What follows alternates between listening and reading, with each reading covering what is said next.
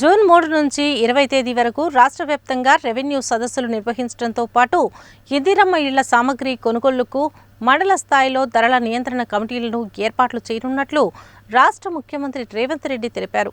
నకిలీ విత్తనాలు అమ్మేవారిపై PD act నమోదు చేయనున్నామని, వ్యవసాయ సీజన్ ముందే ప్రారంభమైనందున కార్యాచరణ ప్రణాళికలను ముందుకు తీసుకురావాలని సూచించారు.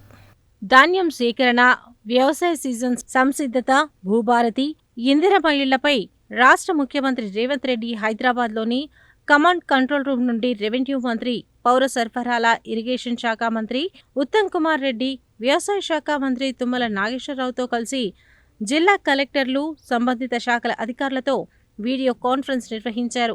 సందర్భంగా ముఖ్యమంత్రి రేవంత్ రెడ్డి మాట్లాడుతూ, ధాన్యం సేకరణ విజయవంతంగా నిర్వహించినందుకు జిల్లా కలెక్టర్లను, అధికారులను అభినందించారు. రాష్ట్ర వ్యాప్తంగా 64,50,000 మెట్రిక్ టన్నుల ధాన్యం సేకరించడం జరిగిందని, మిగిలిపోయిన 10% ధాన్యం సేకరణలో ఎలాంటి అపోహలకు తావివ్వకుండా సేకరించాలన్నారు.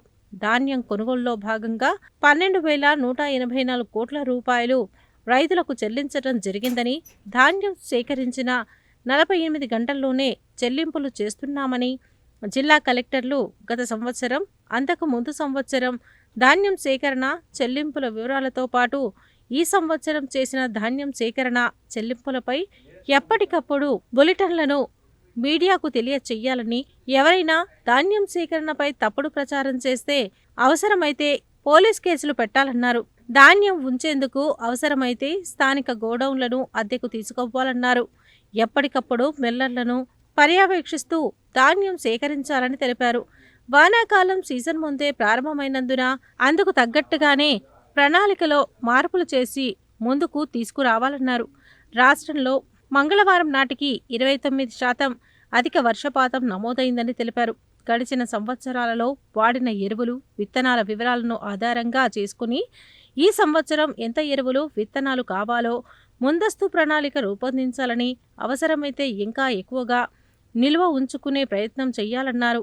ఎవరైనా ఎరువులు, విత్తనాలు బ్లాక్ మార్కెటింగ్ చేస్తే గట్టి చర్యలు తీసుకోవాలన్నారు. మండల స్థాయిలో వ్యవసాయ అధికారులతో ఎప్పటికప్పుడు సమన్వయం చేసుకుంటూ విత్తనాల కొరత లేకుండా చూడాలని, పచ్చిరొట్టె ఎరువులు, విత్తనాలు సిద్ధంగా ఉన్నాయని, నకిలీ విత్తనాలు అరికట్టేందుకు జిల్లా కలెక్టర్లు క్షేత్రస్థాయిలో పర్యటించాలని, నకిలీ విత్తనాలు అమ్మేవారి జాబితా తయారు చేసి వారిపై పీడీ యాక్ట్ నమోదు చేయాలన్నారు. నకిలీ విత్తనాలు అరికట్టేందుకు వ్యవసాయ శాఖ సంబంధించిన ప్రత్యేక టాస్క్ ఫోర్స్ సిబ్బందిని ఏర్పాటు చేయాలన్నారు. జూన్ 3 నుంచి 20 వరకు అన్ని రెవెన్యూ గ్రామాల్లో రెవెన్యూ సదస్సులు నిర్వహించాలన్నారు. మొదటి విడత చేపట్టిన 4 పైలట్ మండలాల్లో జూన్ 2న సమస్యలను పరిష్కరించేందుకు చర్యలు తీసుకోవటం జరుగుతుందని తెలిపారు. రెవెన్యూ చట్టాల సరళీకరణతో పాటు సవరించిన భూభారతి రైతులకు చుట్టంగా మారిందని, మరోసారి రాష్ట్ర వ్యాప్తంగా భూభారతిపై ప్రజలకు అవగాహన కల్పించాలన్నారు. ప్రజాపాలన మాదిరిగానే ప్రతి మండలానికి ఒక ప్రత్యేక అధికారిని నియమించాలన్నారు. జూన్ 3 నుంచి 20 వరకు అన్ని రెవెన్యూ గ్రామాలలో రెవెన్యూ సదస్సులను నిర్వహించాలన్నారు. ఇందుకు గాను ఇన్ఛార్జ్ మంత్రులతో మాట్లాడి కార్యాచరణ ప్రణాళికలను రూపొందించాలని ఆదేశించారు. ఇందిరమ్మ ఇళ్ల పథకాన్ని పక్కాగా అమలు చేయాలని, అప్పుడే ప్రభుత్వానికి మంచి పేరు వస్తుందన్నారు. ఇందిరమ్మ ఇళ్లను జిల్లా కలెక్టర్ పూర్తి స్థాయిలో పర్యవేక్షించాలని, మండల స్థాయిలో ధరల నియంత్రణ కమిటీని వేయాలని, మేస్త్రీ ఛార్జీలు, క్రషర్ స్టోన్, ఇసుక, ఇటుక ధరల నిర్ణయానికి ఈ కమిటీలు పనిచేస్తారన్నారు. ఇందిరమ్మ ఇళ్లకు ఇసుకను ఉచితంగా ఇస్తున్నామని, ఇందిరమ్మ ఇళ్ల లబ్ధిదారులు ప్రతి ఒక్కరికి ఇది అందుబాటులో ఉండేలా చూడాలని, ఇసుకను ఇతర అవసరాలకు ఉపయోగిస్తే చర్యలు తీసుకోవాలన్నారు. సెంట్రింగ్ యూనిట్లకు, ఇటుక యూనిట్లకు రుణాలు ఇప్పించాలని, ఇందిరమ్మ ఇళ్ల సమాచారాన్ని ఎప్పటికప్పుడు యాప్లో అప్లోడ్ చేయాలని, తక్కువ ఖర్చులో నూతన సాంకేతికతను ఉపయోగించి ఇందిరమ్మ ఇళ్లను పూర్తి చేయాలని, లబ్ధిదారులకు అవగాహన కల్పించేందుకు అన్ని మండల కేంద్రాల్లో నమూనా ఇందిరమ్మ ఇళ్ల నిర్మించాలని, ముఖ్యంగా సంతలు జరిగే చోట ఇందిరమ్మ ఇళ్లపై ఫ్లెక్సీలు, కరపత్రాలు వేయించాలని అన్నారు. ఈ నెల 29, 30 తేదీలలో ఇన్ఛార్జ్ మంత్రులు జిల్లాలను సందర్శించి పై 4 సమస్యలపై నివేదిక తయారు చేసి సమర్పించాలని, జూన్ 1వ తేదీన వీటిపై సమీక్షించడం జరుగుతుందని ముఖ్యమంత్రి తెలిపారు.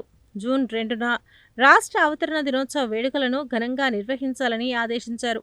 అంతకుముందు రాష్ట్ర ఉప ముఖ్యమంత్రి మల్లు బట్టి విక్రమార్క, రాష్ట్ర పురపాలక శాఖ మంత్రి ఉత్తమ్ కుమార్ రెడ్డి, రెవెన్యూ గృహ నిర్మాణ శాఖ మంత్రి పొంగులేటి శ్రీనివాసరెడ్డి, రాష్ట్ర వ్యవసాయ శాఖ మంత్రి తుమ్మల నాగేశ్వరరావు, రాష్ట్ర ఆర్ఎండ్బి శాఖ మంత్రి కోమటిరెడ్డి వెంకటరెడ్డి ఆయా అంశాలపై మాట్లాడారు. ఈ వీడియో కాన్ఫరెన్స్కు రాష్ట్ర స్థాయి నుండి రాష్ట్ర రవాణా శాఖ మంత్రి పొన్నం ప్రభాకర్, చీఫ్ సెక్రటరీ రామకృష్ణారావు తదితరులు హాజరు కాగా, జిల్లా నుండి ఈ వీడియో కాన్ఫరెన్స్కు రెవెన్యూ అదనపు కలెక్టర్ జె శ్రీనివాస్, పౌర సరఫరాల జిల్లా మేనేజర్ హరీష్, డిఎస్ఓ వెంకటేశ్వర్లు, గృహ నిర్మాణ శాఖ పీడీ రాజ్ కుమార్, జిల్లా వ్యవసాయ శాఖ అధికారి శ్రవణ్, ఇన్ఛార్జ్ జిల్లా వ్యవసాయ శాఖ అధికారి శ్రవణ్ కుమార్, ఆర్డీఓ వై అశోక్ రెడ్డి, జిల్లా సహకార అధికారి పత్యానాయక్ తదితరులు హాజరయ్యారు.